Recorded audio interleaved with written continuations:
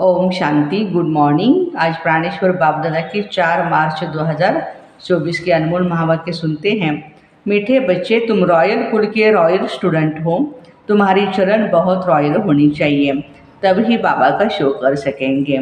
आज का प्रश्न है, विनाश के समय अंतिम पेपर में पास कौन होगा, उसके लिए पुरुषार्थ क्या है। उत्तर है, अंतिम पेपर में पास वही हो सकता है जिसे बाबा के सिवाय पुरानी दुनिया की कोई भी चीज़ याद ना आए। याद आई तो फिर फेल। इसके लिए बेहद की सारी दुनिया से ममत्व निकल जाए, भाई भाई की अवस्था पक्की हो, देह अभिमान टूटा हुआ हो। ओम शांति। बच्चों को सदैव ये नशा रहना चाहिए, हम कितने रॉयल स्टूडेंट हैं, बेहद का मालिक हमको पढ़ा रहे हैं।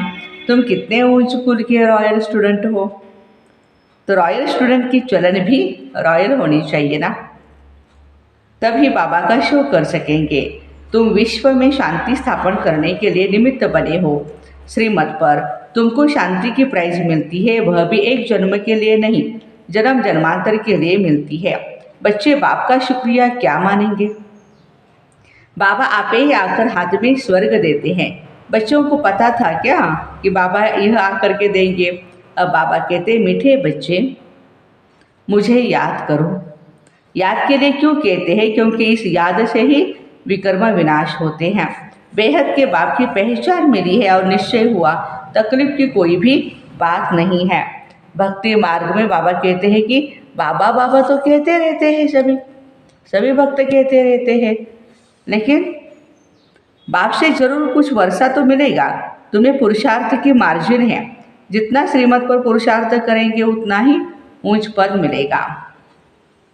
बाबा टीचर सतगुरु तीनों की श्रीमत मिलती है, उस मत पर चलना है। रहना भी अपने ही घर में है, घर बार नहीं छोड़ना है। मत पर चलने में ही विघ्न पड़ते हैं। माया का पहला विघ्न कौन सा है, देह अभिमान। बाबा कहते हैं, बच्चे अपने को आत्मा समझो, फिर क्यों नहीं श्रीमत को मानते। बच्चे कहते, हम कोशिश तो करते हैं परंतु माया करने नहीं देती। बच्चे समझते हैं पढ़ाई में खास पुरुषार्थ जरूर चाहिए। जो अच्छे बच्चे हैं उनको फॉलो करना चाहिए। सभी यही पुरुषार्थ करते हैं, हम बाबा से उच्च वर्षा ले लेवे। कांटे से फूल बनने के लिए याद की बहुत ज़रूरत है। 5 विकारों के कांटे निकल जाए तो फिर फूल बन जाएंगे, वह निकलेंगे योग बल से। कई बच्चे सोचते हैं फलाना ऐसे चला गया, शायद हम भी चले जाएं, लेकिन उसे देखकर फिर पुरुषार्थ करना चाहिए ना। शरीर छोड़े तो बाबा की ही याद हो, यही हमारा वशीकरण मंत्र याद हो, और कुछ भी याद न हो सिवाय एक बाप की। तब प्राण तन से निकले, बाबा बस हम आपके पास आए कि आए। ऐसे बाबा को याद करने से आत्मा में जो किचड़ा भरा हुआ है वह सब भस्म हो जाएगा। आत्मा में है तो शरीर में भी कहेंगे। जन्म जन्मांतर का किचड़ा है, वो सारा जलना है। हाँ, बाबा कहते आत्मा में है किचड़ा तो उसको निकालना है। जब तुम्हारा किचड़ा सारा जल जाएगा तब दुनिया साफ हो जाएगी। दुनिया से सारा किचड़ा निकलना है तुम्हारे लिए। तुम्हें सिर्फ अपना किचड़ा नहीं साफ करना है, सभी का किचड़ा साफ करना है। आज हम सफाई दूत बनेंगे। तुम्हें सिर्फ अपना किचड़ा नहीं, सबका। बाबा को बुलाते हैं, बाबा आकर के इस दुनिया से किचड़े को साफ करो, सारे विश्व को पवित्र बनाओ। किसके लिए, उस पवित्र दुनिया में तुम बच्चे ही पहले राज्य करने आते हो, तो बाप तुम्हारे लिए तुम्हारे देश में ही आए हुए हैं। भक्ति और ज्ञान में बहुत फर्क है। भक्ति के कितने अच्छे अच्छे गीत गाते हैं, परंतु किसका कल्याण नहीं करते। कल्याण तो है ही अपने स्वधर्म में टिकने में और बाप को याद करने में। तुम्हारा याद करना ऐसा ही है जैसे लाइट हाउस फिरता है। स्वदर्शन को भी लाइट हाउस कहते हैं। तुम बच्चे दिल अंदर समझते हो, हम बाप दादा से हमें स्वर्ग का वर्षा मिलना है। यह ही सत्यनारायण की कथा, नर से नारायण बनने की कथा। बाबा समझाते, तुम्हारी आत्मा जो तमो प्रधान बनी है उनको सतो प्रधान बनना है। सतयुग में सतो प्रधान थे, अब फिर सतो प्रधान बनाने बाबा आए हैं। बाबा कहते मुझे याद करने से ही तुम सतो प्रधान बन जाएंगे। बाप ने ही गीता सुनाई थी, अब तो मनुष्य सुनाते हैं, कितना फर्क हो गया। भगवान तो भगवान है, वही मनुष्य से देवता बनाते हैं। नई दुनिया में है ही पवित्र देवताएं, बेहद का बाप है ही नई दुनिया का वर्षा देने वाला। बाबा को याद करते रहो तो क्या हो जाएगा, अंतमति सोगति हो जाएगी। तुम जानते हो बाबा आते हैं संगम युग पर पुरुषोत्तम बनाने के लिए। अब यह 84 का चक्र पूरा होता फिर शुरू होगा। ये भी खुशी होनी चाहिए। प्रदर्शनी में जो लोग आते हैं उनको भी पहले शिव बाबा के चित्र के सामने ला करके खड़ा करो। बाबा कहते मुझे याद करने से तुम यह बन जाएंगे। लक्ष्मी नारायण। फादर से ही वर्षा सतयुग का मिलता है। भारत सतयुग था, अब नहीं, फिर बनना है। इसलिए बाप और बादशाही को याद करो। बाप को और बादशाही को याद करो तो अंतमति सोगति हो जाएगी। यह है सच्चा बाप। इनके बच्चे बनने से तुम सचखंड के मालिक बन जाएंगे, है ना। शिव बाबा का बच्चा बनने से हम सचखंड के मालिक बनेंगे। पहले पहले अलग को पक्का कराओ, अलग बाबा बे बादशाही। बाबा को याद करो तो याद से ही विकर्म विनाश होंगे और तुम स्वर्ग में चले जाएंगे। कितना सहज है। जन्म जन्मांतर भक्ति की बातें सुनते सुनते बुद्धि को माया का ताला लग गया है। बाबा आकर चाबी से ही क्या करते, ताला खोलते हैं। इस समय सभी के काम जैसे कि बंद है, पत्थर बुद्धि है। तुम लिखते भी हो शिव बाबा याद है, स्वर्ग का वर्षा याद है। बादशाही याद करने से मुख मीठा तो होगा ना। बाबा कहते मैं तुम बच्चों का कितना उपकार करता हूँ। तुम तो अपकार ही करते आए, वह भी ड्रामा में नूंद है, किसका दोष नहीं।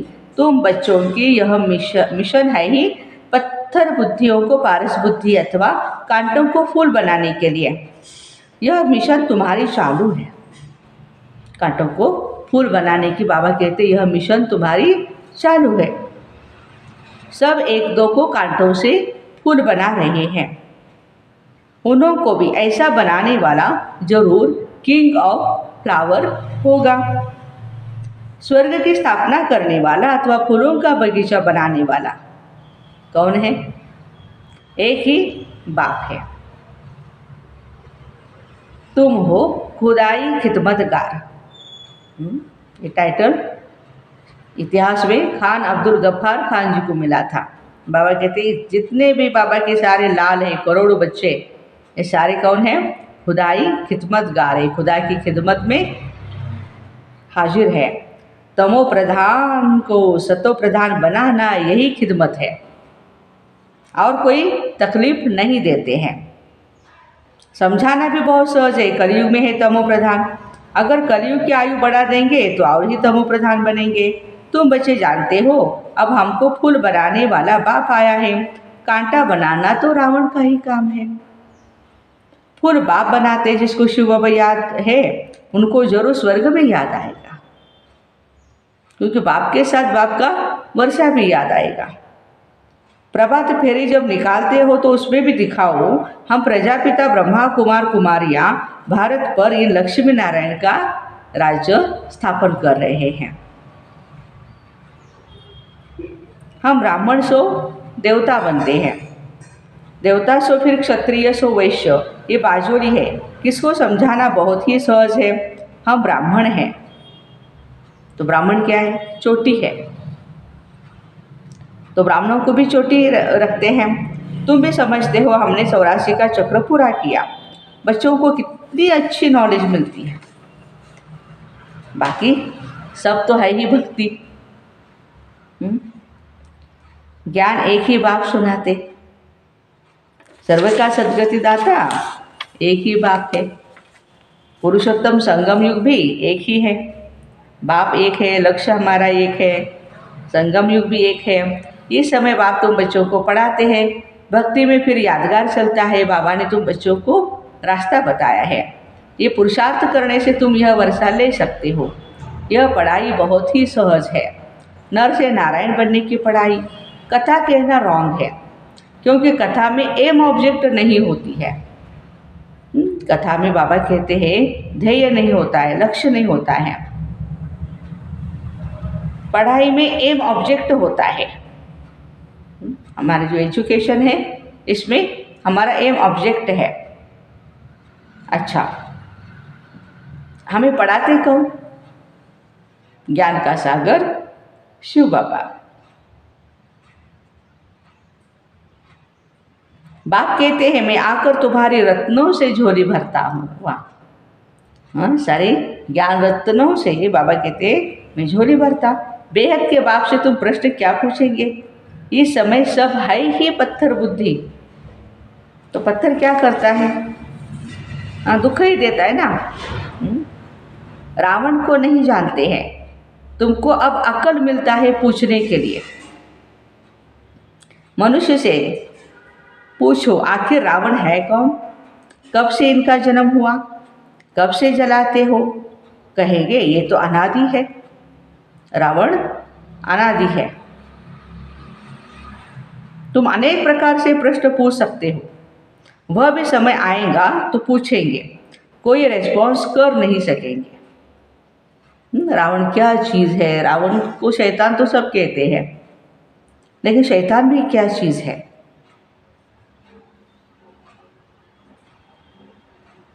तुम्हारी आत्मा याद की यात्रा में तत्पर हो जाएगी। अब अपने से पूछो, हम सतोप्रधान बने हैं? दिल गवाही देती है। अपने आप को बाबा कहते पूछो।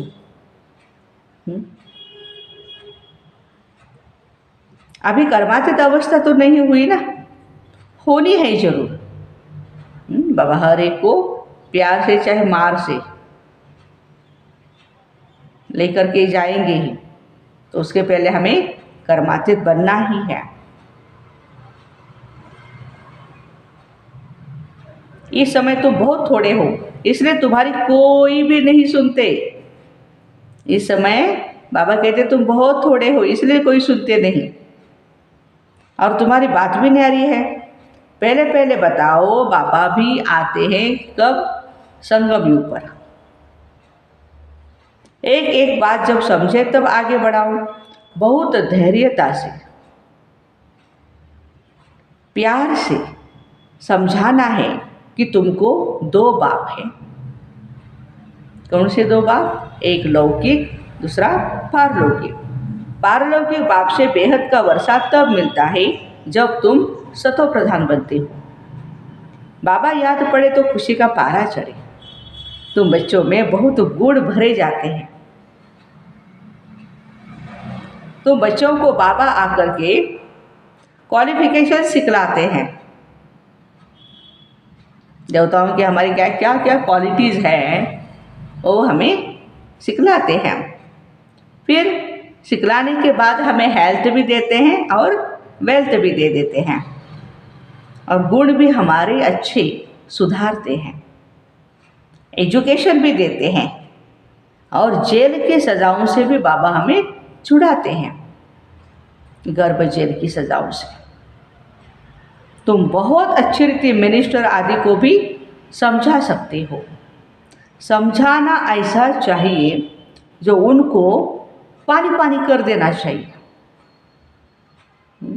इतना मोम जैसा पिघला देना चाहिए, बाबा कहते। इतना ज्ञान प्यार से और धैर्यता से उनको सुनाओ। तुम्हारा ज्ञान बहुत ही मीठा है। प्रेम से बैठ करके सुनेंगे ना तो प्रेम के आंसू आ जाएंगे।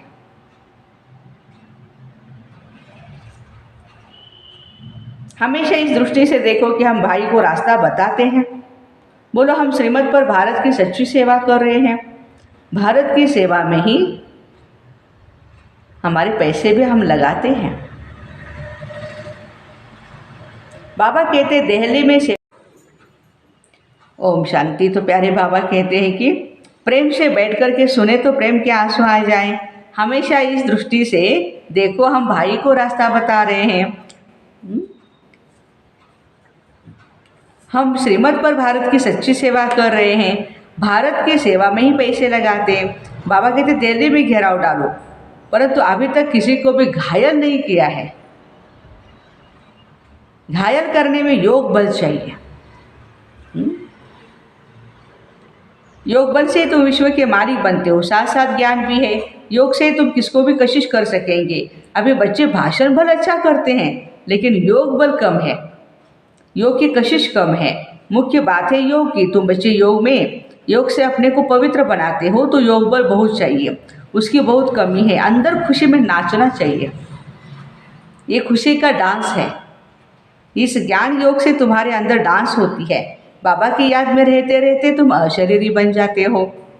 ज्ञान से अशरीरी होना है, इसमें गुम होने की तो बात ही नहीं। बुद्धि में ज्ञान चाहिए। अब घर जाना है, फिर राजाई में आएंगे। बाबा ने विनाश और स्थापना का साक्षात्कार भी कराया। यह दुनिया सारी जली पड़ी है, हम नई दुनिया के लायक बन रहे हैं। अब घर जाना है, इसलिए शरीर में कोई भी ममत्व नहीं रखना है, न खुद के शरीर में न दूसरों के शरीर में।